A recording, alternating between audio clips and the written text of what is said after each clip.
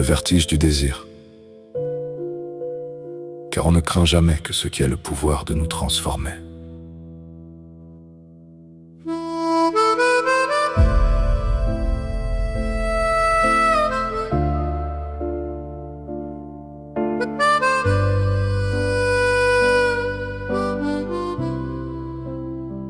Il y a un vertige au bord de tout désir véritable et profond, comme celui qui saisit devant un précipice trop beau pour être sûr.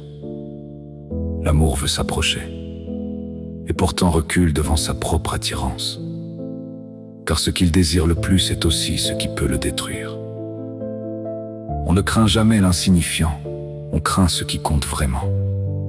La peur n'est que l'ombre portée d'un désir trop grand pour soi.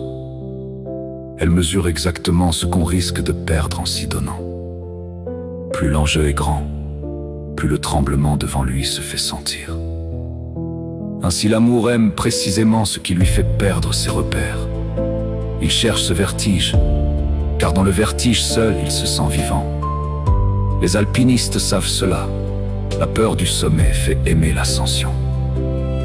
Sans risque de chute, l'altitude ne serait qu'un chiffre sans saveur.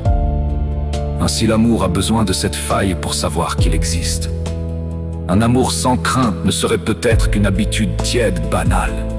C'est la crainte qui prouve que l'enjeu dépasse toute certitude confortable.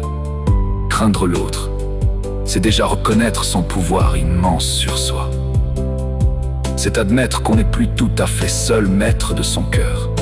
Cette perte de contrôle effraie. Et pourtant, elle est l'essence même d'aimer.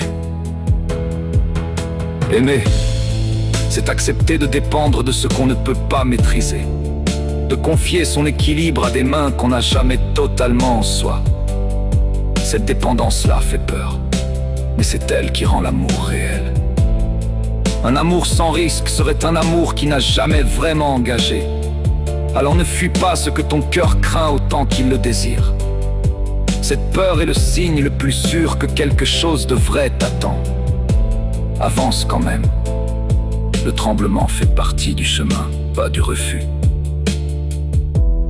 Car ce qui ne fait jamais trembler n'a jamais vraiment touché personne.